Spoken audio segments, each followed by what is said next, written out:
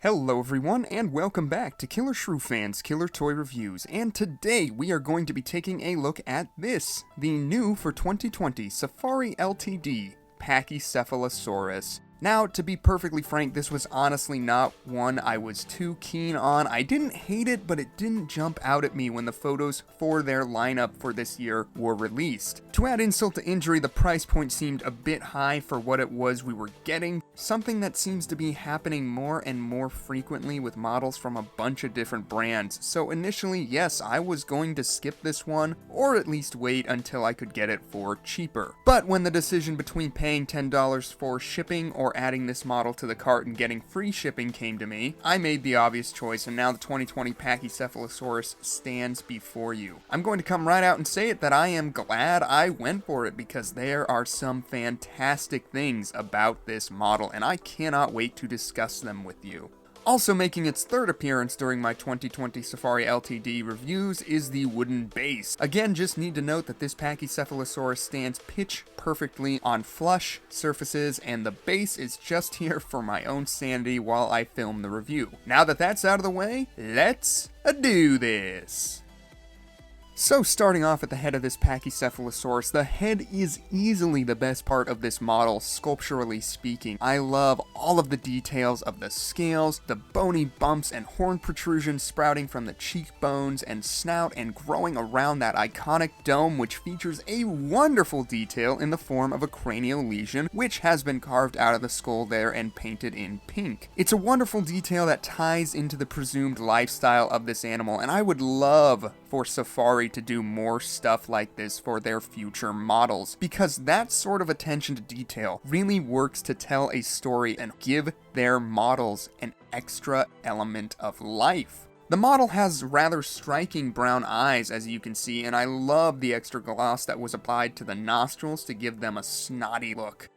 There's a lot of life and character in the face of this Pachycephalosaurus, quite possibly the most out of any of the 2020 dinosaurs from Safari. My only real criticism is that the beak once again is sculpted in a closed position, which isn't necessarily a huge deal, and I wouldn't even bother commenting on it if Safari had not done this for almost all of their figures this year. A bigger problem would be the lack of texture on that surface. It's honestly the barest area of sculpt on the model, and because of that, it kind of sticks out in a less than optimal way. Moving down the body, you can see some lovely folds of skin in the neck, which honestly is one of the few areas of sculpted wrinkles. Everything else is pretty smoothed over and covered with either the uniform circular scales or rows of osteoderms that begin at the back of the skull in two lines.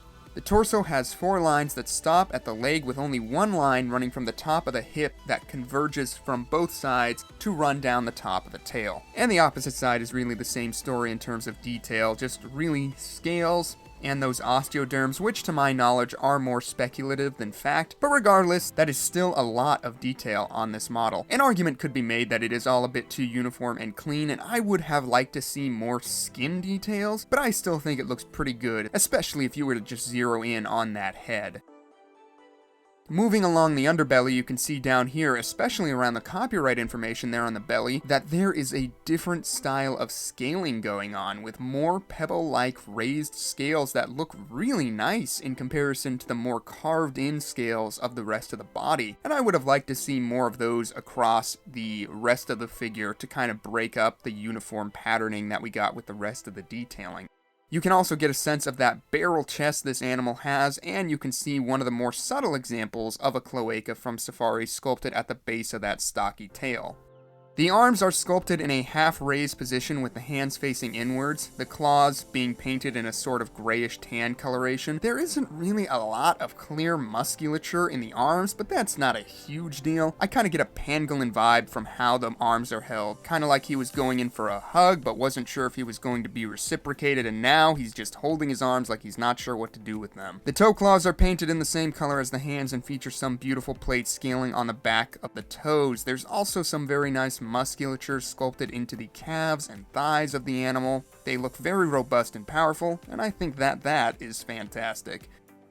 Now, I mentioned earlier that the model has a very wide midsection, and you can get a real sense of that from the front here. You can see the swell of the gut comes out and is visible from around the arms, and if you look at this thing from a dorsal view, you really get a sense of just how stocky the sculpture is, which makes sense for the animal we're dealing with. Pachycephalosaurus could really use some of that extra padding to protect itself from the flanking blows of its rivals, and it's nice to see that sort of idea at play here. The tail is also quite fat at the base, which is something else we know about the animal, but I can't help but feel like it tapers a bit too aggressively into the thinner regions of the tail. I mean, just adding a bit more past the base and allowing it to come further down the tail would have been great. As is, it looks like a toothpaste bottle after you've squeezed every bit from the end up towards the cap. The pose on this model is nothing spectacular. It's actually incredibly neutral, with the left leg being just a bit further forward than the right, while the arms are held slightly up. There's hardly any movement to it at all. I mean, even the head, which is slightly curved, doesn't even feel like it's turning its head. It's more like it's just following a natural curve of the body. But again, I must say, this model is very well balanced, so that is wonderful. I wonder if Safari thought the Carnegie offering was just so active that they had to go to the complete opposite end of the spectrum to compensate with this one. And so they made a dinosaur that looked like it was standing very still. Not that there's anything wrong with that necessarily. I really enjoy the paint scheme on this model as well. It's mostly this sort of rusted orange color with a grayish mint underbelly that also stripes the back and midsection. I believe it was Dino Screams who compared the color to that of oxidized copper, which is a very appropriate comparison. I think the two colors play off of each other quite nicely, and the application highlights the details well. If there's one bit of concern I would have, it would be the black outline of the osteoderms. It's a minor complaint, nothing horrible, but I just think slightly darker shades of the orange and gray around those would have been more effective than just straight up black. It almost looks like there's some rot going on around them now, which is unfortunate. Still, it's an overall well-balanced and eye-catching color scheme. As far as the size goes, it is one of the larger offerings of the year, coming in at about 8¼ inches long, or about 20 centimeters, and standing in at about 3¾ inches off the ground, which is right around 9½ centimeters. For size comparison, I was actually surprised at the lack of Pachycephalosaur examples in my model collection, and even the lack of close relatives and/or younger specimens, depending on who you ask. The only other Pachycephalosaurus / Stygimoloch / Dracorex models that I have is the Papo offering, a rather small but enjoyable model that is perfect for fans of the Lost World, but as you can see, he doesn't quite size up with Safari's offering. Next up, some Hell Creek neighbors. Here it is with Safari's wonderful Triceratops from a few years back, and you can see with the help of the base that the Pachycephalosaurus stands a bit taller than that trike. And of course we had to bring in the still reigning king of recent Safari figures, the 2017 Feathered Rex, which when standing flat on its feet, and using today's subject to help it balance, stands just ever so taller than that Pachycephalosaurus when he's on the base. And finally, for comparisons, here it is next to the last Safari figure we reviewed, the new for 2020 Shringosaurus, an enjoyable little figure that you can see is no match in size for the new Pachycephalosaurus.